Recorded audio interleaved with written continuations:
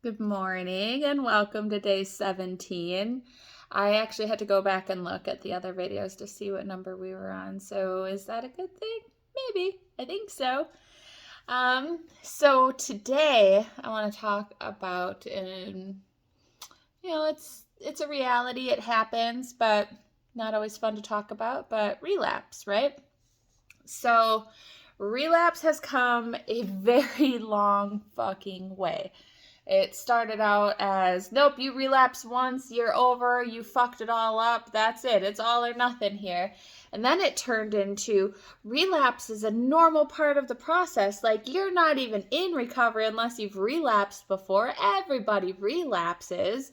But what that did is it turned into, obviously, so the first option, like you fucked it all up, that's not true. You don't start over. It doesn't bring you back to like some chutes and ladders, like starting fucking point, or you do it all over again. You still have the shit that you learned that first time around. You have those tips and tricks, and you know what worked for you and what didn't. That doesn't change. But then what happened when we decided to be a little bit easier on ourselves for it is we started giving ourselves permission. People started using this as some kind of like get out of jail free card. Like they're holding it in their back pocket for like some kind of special event, right? Like, I know this big party's coming up and I'm really going to want to get fucked up at it. So they kind of just held on to it, which it can give a sense of security because thinking of like, I'm quitting forever the rest of my life, that's a really overwhelming thought that some people have a really hard time dealing with and they can't. Like, that's too much. We got to break it down into smaller, achievable steps, right? Like, I'm not going to use today. I'm not going to use tomorrow. I really hope I'm not going to use next week. And then that time frame can get longer and longer out as we have this time.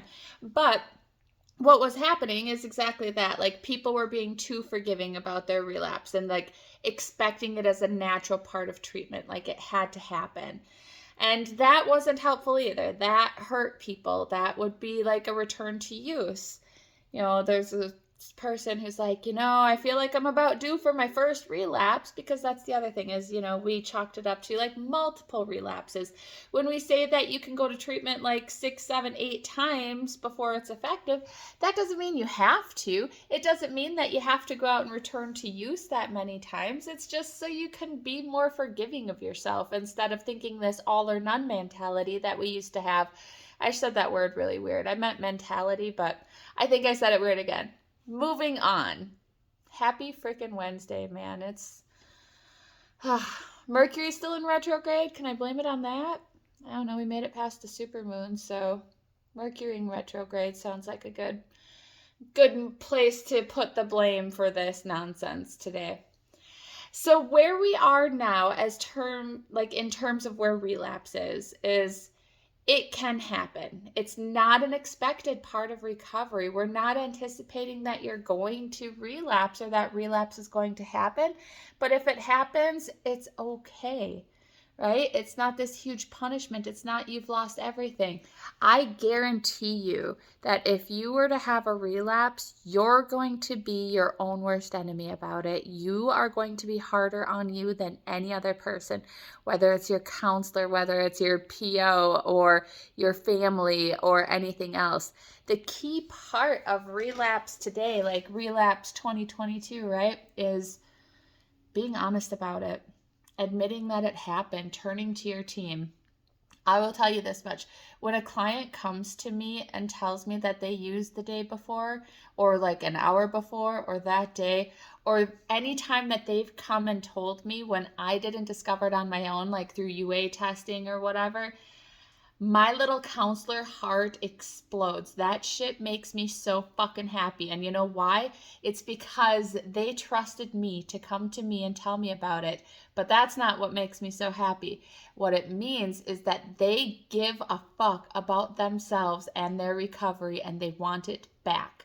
If they didn't want it back, if they didn't have something to fight for, if they didn't have skin in the game, they wouldn't come and tell me on their own. They wouldn't be coming in, owning up to the music and saying, I fucked up.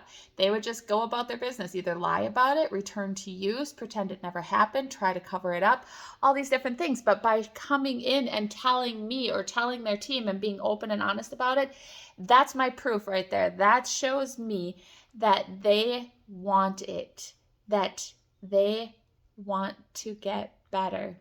And that is what makes my fucking heart explode. That's the best thing ever. So even though you may be in the worst fucking feeling of your life, beating the shit out of yourself, like, man, I can't believe I did this, I am seeing it from a completely different perspective. And I'm going to tell you that, and I'm going to build you back up. I'm going to say that is so fucking great that you came and told me. You could have done this, this, and this, but you didn't. And I'm going to tell them that it shows, like, that they care about themselves, right? So it is important to just be honest. Whomever your people are, if you don't have a counselor, if it's a family member, a significant other, a friend, a sponsor, call a crisis line and tell a perfect stranger, but be honest about it. Because that's how you stop feeling like shit over it. That's how you move forward. It's not that the relapse happened, it's what you do after it happens that counts. So I always try to make a relapse plan with people. All right, say relapse happens. What are you going to do?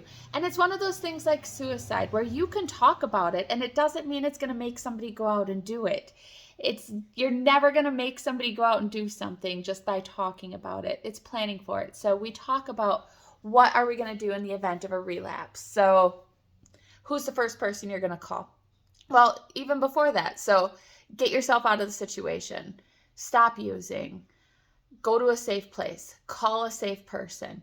A step-by-step breakdown. Because like we talked about before with that like reasoning and rational part of our brain, if we've introduced a substance, we're high, we used whatever, we're feeling like shit, we're activating the addiction part of our survival brain again, we need this part, our prefrontal cortex, to tell us like, all right, we have a plan in place. It's okay. Let's do this.